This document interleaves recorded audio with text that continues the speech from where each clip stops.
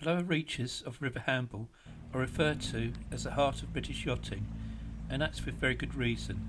It is lined with moorings all the way from where the bridge at the M27 crosses it to where it meets Southampton Water. Access for fishing is limited, particularly on the west bank. This ferry from the village of Hamble is heading in the right direction though, to where sea fishing is quite plentiful. So it's the east bank at Warsash, which is the best known venue. I've opted to fish the Strawberry Field stretch, which is much further south than where the ferry disembarks. I've left my vehicle in a Shore Road car park opposite the rising sun and walked along the Solent Way to this mark. In places the beach is rather narrow and the overhanging tree branches can make casting a little bit awkward. Although I'm fishing here in mid-March, I'm still hopeful for flounders, so I'm setting up with this in mind. The map shows the location of Warsash in relation to the rest of Southampton Water. As Cowshot Spit demarks the southern end of Southampton Water on the western side, Hook Spit does likewise on the east. This is opposite Hamble Point at the mouth of the Hamble River. Anglers do fish the spit, but it's quite a long walk to get to. The map zooms in on the area I've chosen to fish.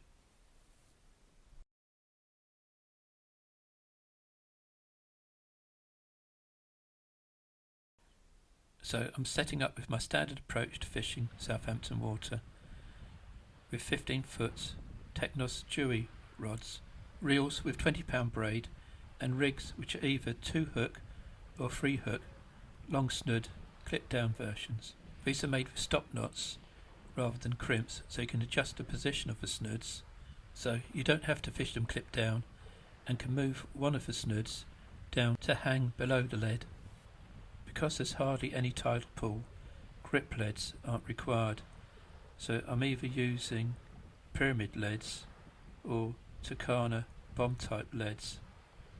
For closer in, I will use flat leads and watch style leads.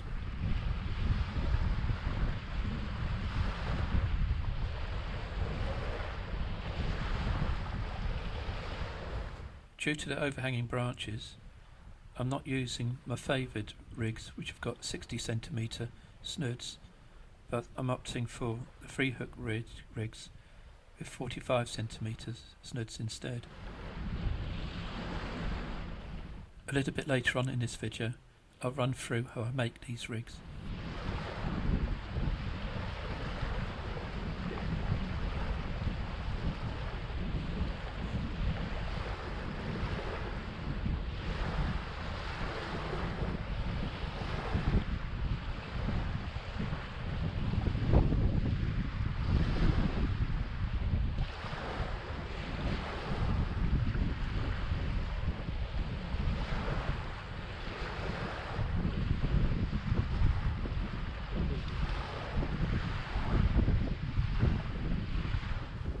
The rod that's already been cast out has a rig with the 2 snoods of longer length, and this one I'm baiting up just like the other one. It's got size 4 hooks, and the bait of choice is locally dug ragworm.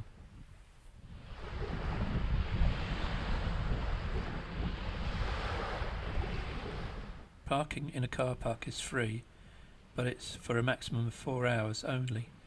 So I'm here just to fish the top of the tide and a little bit down on the ebb.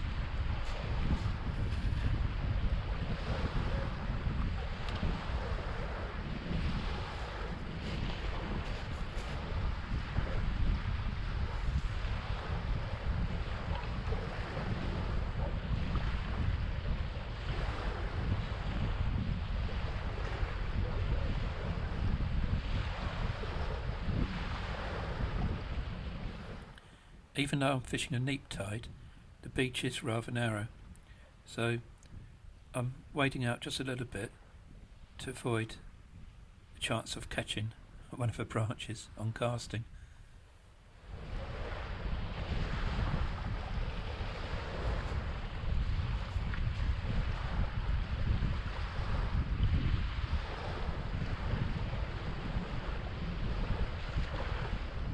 As usual, when there isn't much of a tidal pull and I'm targeting flatfish, I keep my rods down fairly low.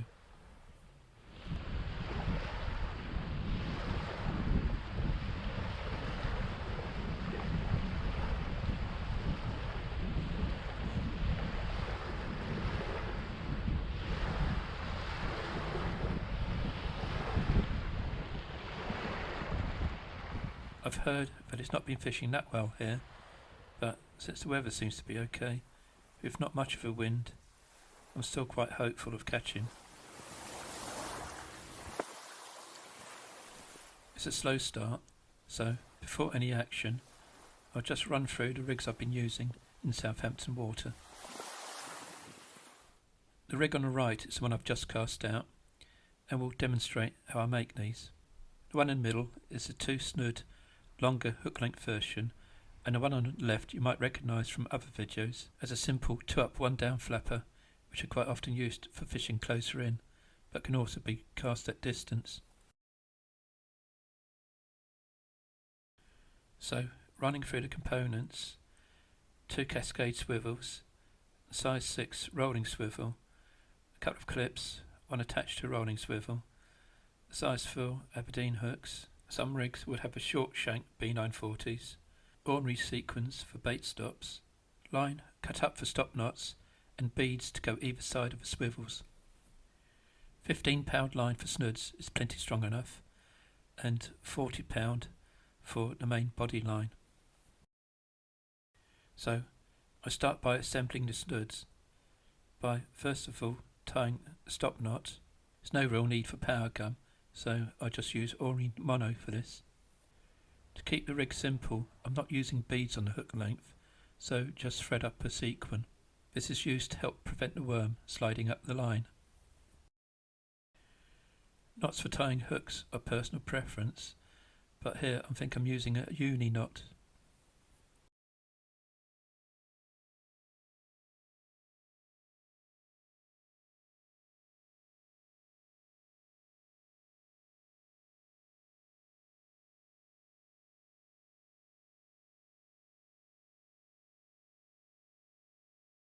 I'd normally use saliva at this stage to tighten up the knot, but I don't think that's appropriate to show.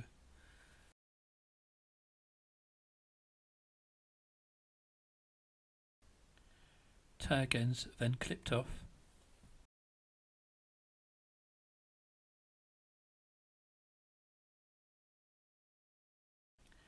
The snood length then is measured out at 47 centimetres. This gives me 2 centimetres to play with.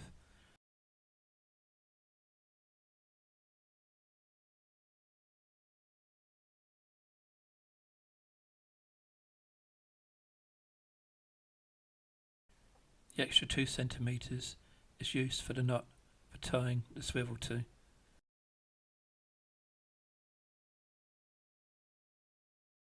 So here I'm tying another uni knot to the cascade swivel, which is used on one of the 2 lower snoods.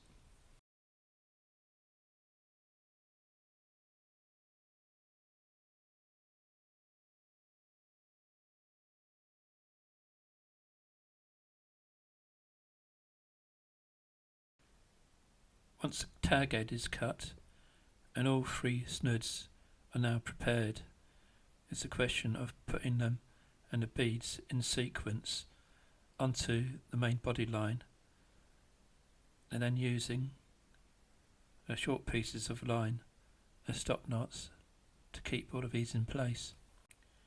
So it's bead followed by rolling swivel, followed by another bead, a bead again, cascade swivel, make sure it's the right way up, bead, bead, cascade swivel, last bead. Then another uni knot is used to attach the clip with rolling swivel, which is used to attach to the lead of choice.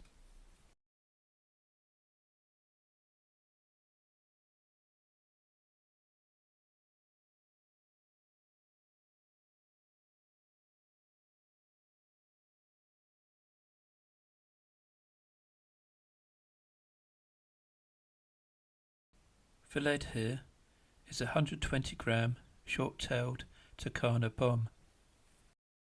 It's now just a question of securing the SNOODs in place with stop knots. Unlike crimps, it doesn't matter if you don't get the position of these spot on first time, since you can always adjust them. Some people might want to prefer to use power gum onto the main body line.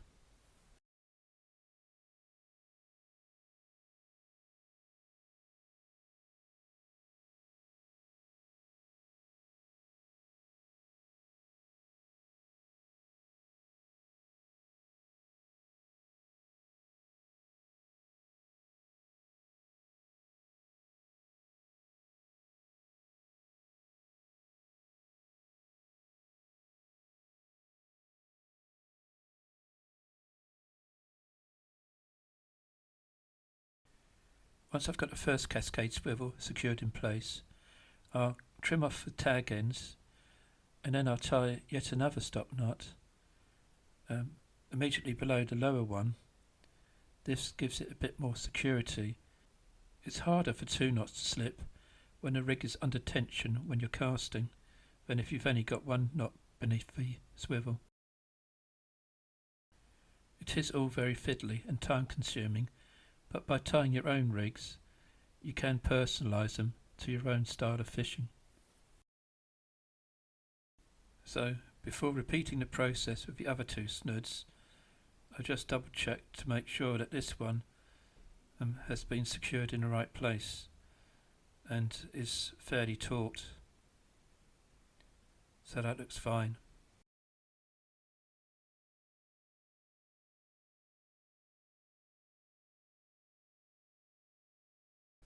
I'm sure you get the idea, so I'll speed up the rest of this.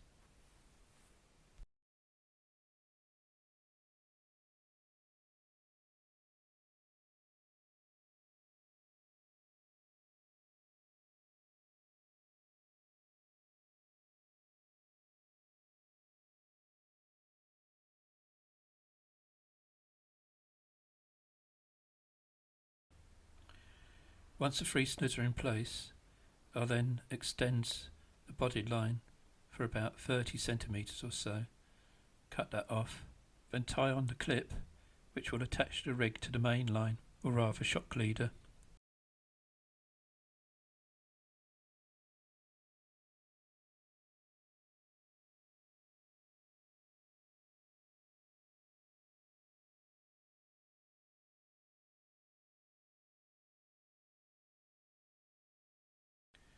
So the only thing left to do now is to cut off all remaining tag ends.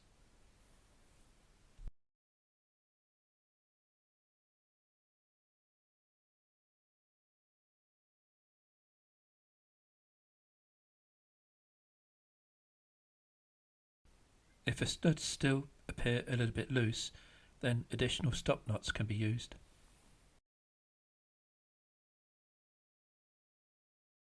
So it's all finished, but before bagging it or putting the rig on a winder, it's worth checking to make sure everything's in the right place.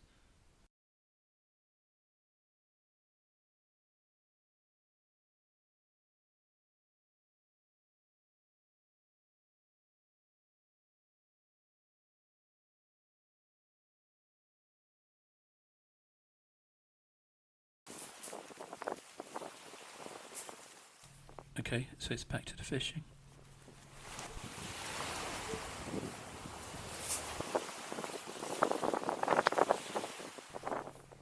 I normally thread the ragworm on straight through the head, sometimes just below it. Don't think it really makes a lot of difference how you put them on, to be honest. But I am going for slightly smaller ones, leaving the larger ones for later.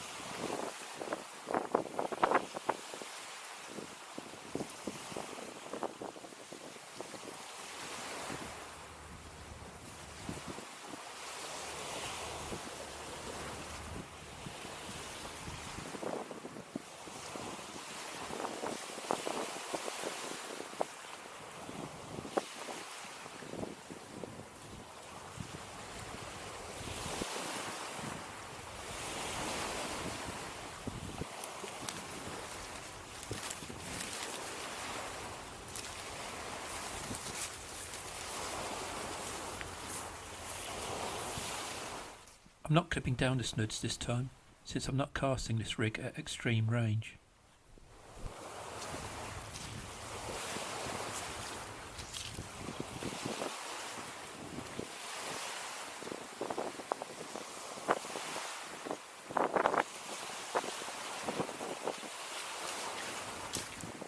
Since the action's been rather slow, I've swapped the 2-hook clip down rig on the other rod over to a 3-hook version, thinking that more baits in the water gives you a better chance of a bite.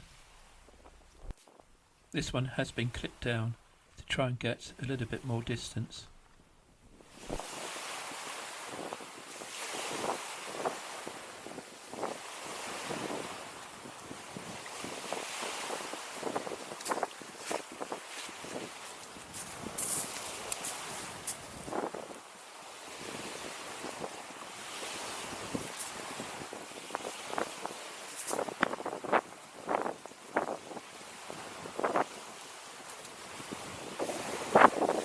The first bite comes close to the top of a second high tide.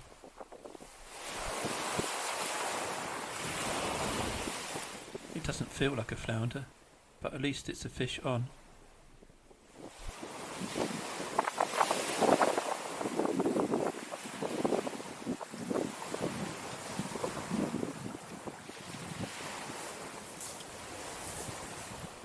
Nevertheless, I'm fairly pleased with that, since this mark hasn't been fishing very well, and I've now avoided a blank.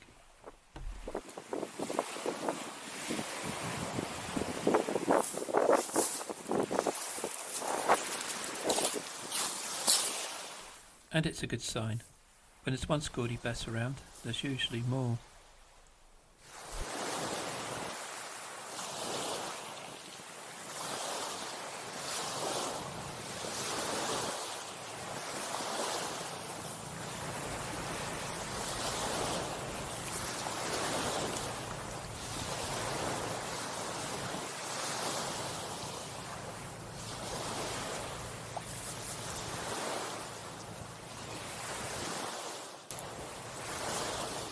So, although not the best of sessions, and I didn't manage to catch all of the fish on film, I'm still reasonably pleased, having landed 5.